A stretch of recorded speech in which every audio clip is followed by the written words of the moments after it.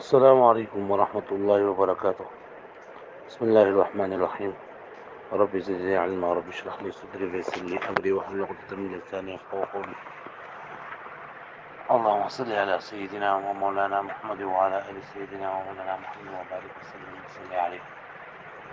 اللهم ألهمني رشدي وأعذني من شر نفسي. امید ہے تمام ملګري بخیر خیر سره الله پاک تاسو په خپل ګرځو عمل کې ساتي. نن سبق کې موږ د هفت اقسام باندې بحث کوو.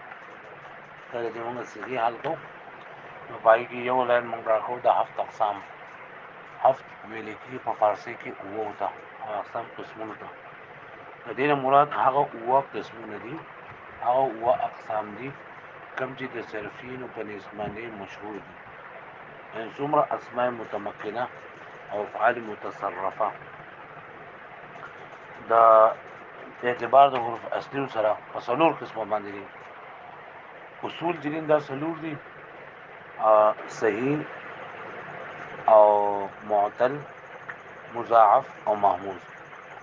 او د دې فروعات چې دا سوار لستی ان شاء الله ویل تفصیل سره. او کوم چې د صرفینو په نسبت باندې مشهور دي او دي چې په دې شعر کې جمع دي: صحیح است و مثال است و مضاعف، لفیف و ناقص و محمود و اجوف.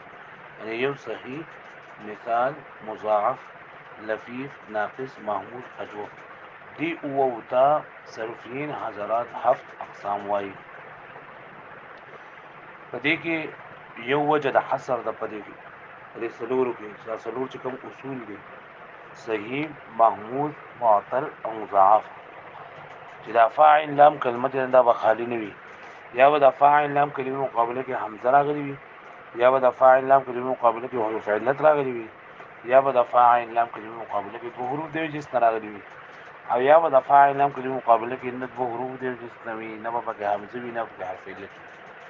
نو کله چې و چې د فاعل لام کلمه مقابله کې حمزه راغلي وي ته محموز ویل کېږي. اگر د فاعل لام کلمه مقابله کې حرف علت راغلي ته معتل ویل کېږي. اگر د فاعل لام کلمه مقابله کې دوه حروف د جنس راغلي ته مضاعف ویل کېږي. او د فاعل لام کلمه مقابله کې نه دوه حروف د جنس نه پکې حمزه راغلي و نه پکې حرف علت راغلي دې ته صحیح ویل کېږي. صحیح. بیا دغه چې محموز درې قسمه دي: محموز الفا، محموز العين، محموز اللام. دغه شان د مثال په قسمه دي: معتل چې یو به معتل به یک حرف، یو معتل به دو حرف. معتل به یک حرف بیا یا معتل الفا یا معتل العين یا معتل اللام. معتل الفين ته فاته مثال وي، معتل العين ته جنن اجوف وي، او معتل اللام ته جنن ناقص ویل کېږي. بیا که حروف علت ورغلي دي د لفیف ویل کېږي. بیا د لفیف په قسمه دي: یو لفیف مفروق ته، یو مقرون دی، او مضاعف کچره دوه حروف کې د جنس راغلي نو مضاعف ورته ویل کېږي. مضاعف هم دوه قسمه دي: یو مضاعف ثلاثي، یو مضاعف رباعي.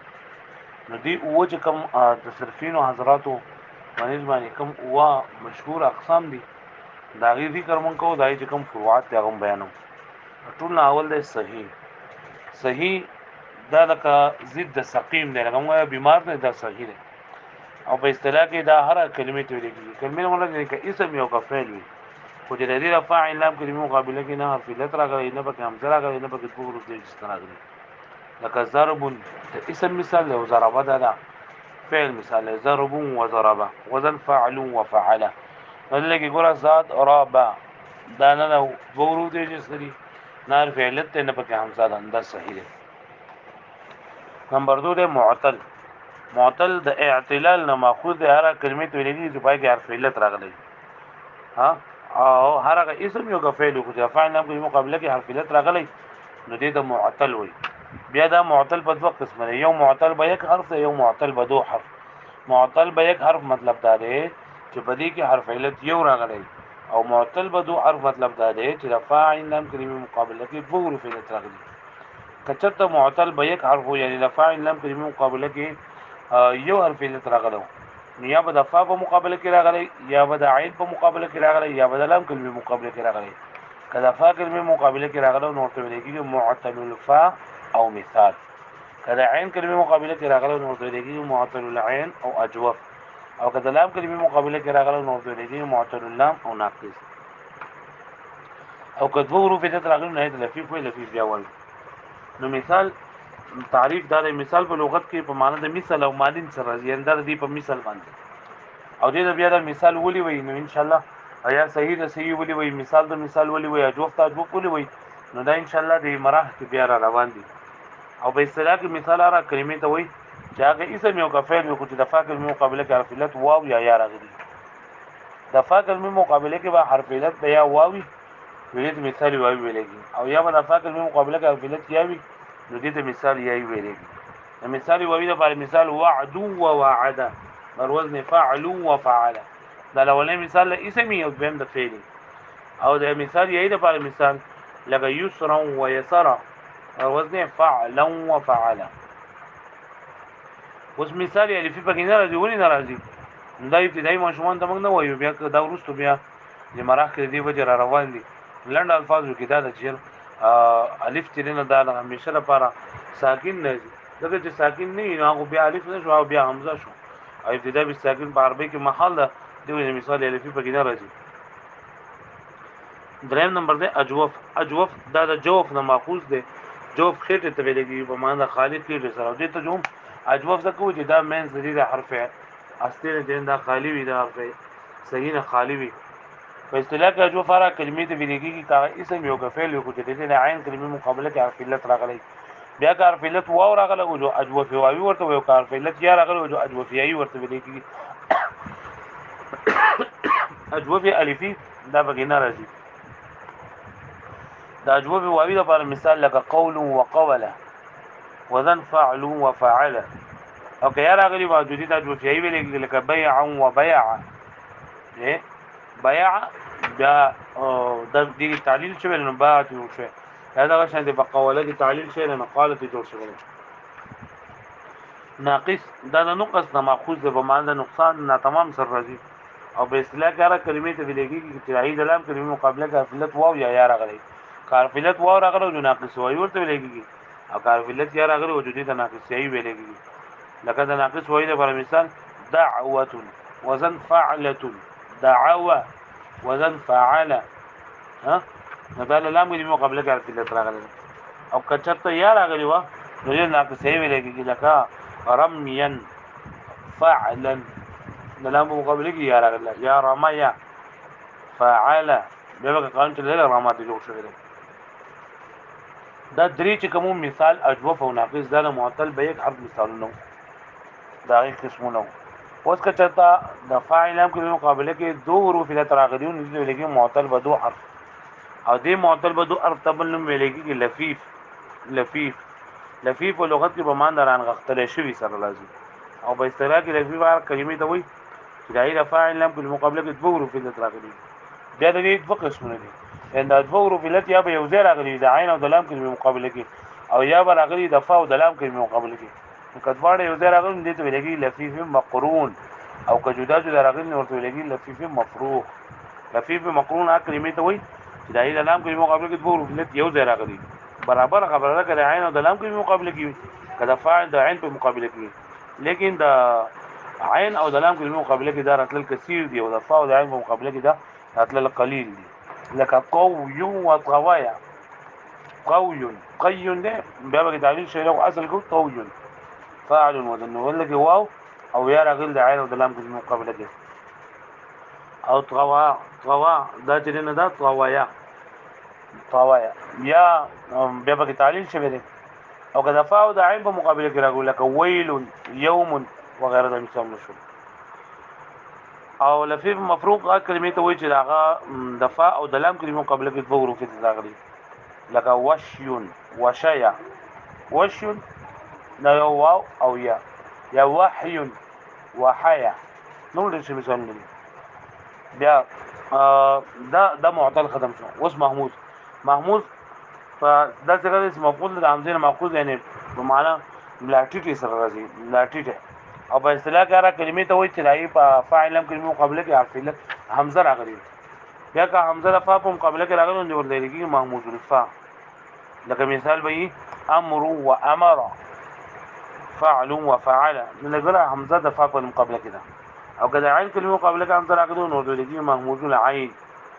ها لکه د محمود العين د بار مثال لکه زأرا وزأرا زأرا زئرا زأرا ها یا سأل وسأل سأل سأل محمود الله مرا کلمې ته بلګي چې داغي دا لام کلمې مقابله کې همزه راغلي لکه قرء وقرأ ها بیا دینه بعد مضاعف ده مضاعف دا د بعد مفعول صغیر اسم مفعول دا په معنا د چن کړل شوی او په اصطلاح کې دا کلمې ته وایي چې داغي د حروف اصلي په مقابله کې د فاعل نام په مقابله کې دوه حروف دی چې راغلي دوه حروف دی چې راغلي دي لیکن مضاعف بیا د مضاعف په دوه قسمه ده مضاعف ثلاثي مضاعف رباعي مضاعف ثلاثي کلمې ته وایي چې دوه حروف اصلي په کې دی چې راغلي وي او ځوان یو ځای یا په ثلاثي کلمه کې چې راغلي وي نو دې ته ویل کېږي ثلاثي کلمه کې راغلي دي دې ته ویل کېږي مضاعف ثلاثي او رباعي کلمه کې راغلي دي مضاعف رباعي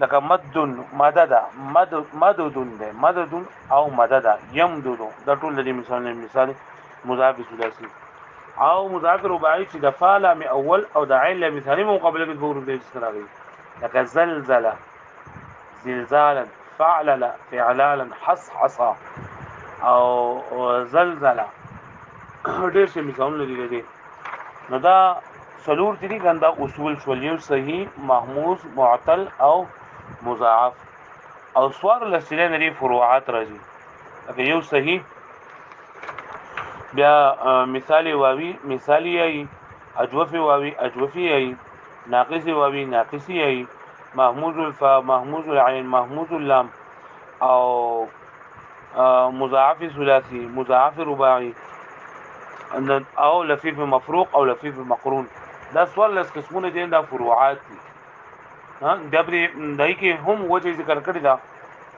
په مراحل الارواح کې چې دا د حروف اصلي په مقابله کې چې تکم حروف راولي نو کدينه مراد ستا اصول نو اصول خو سلور دي او کدينه مراد ستا فروعات نو فروعات خو سوال لستی او ته چې موږ هفت اقسام بیانو نو ما تاسو تمک ویل چې هفت اقسام نو مراد هغه او قسمونه دي کم چې د صرفینو په نسبت مشهور دي چې هغه د صحیح مثال اجوف ناقص لفیف مضاعف او محموز دي امید تاسو په شی باندې کوشش ټول ملګری کوي چې دې دای کې چې نه دا مشق حل کوي تمرین حل کوي نه تاسو په فائدہ ډیره زیاته کیږي هغه ماته بیا را لګي اوس که ته موږ له سو کلمه راځي چې دا سیغه موږ لره چې دا په د اقسام کې سره کله چې موږ ماده راو باسو ماده نو هغه ماده کې به موږ ګورو چې دې فاعل لام کلمه مقابله کې حروف راغلي کندي راغلي لکه موعود موعود وزن مفعول دا موږ حل کوو ها وزن موعود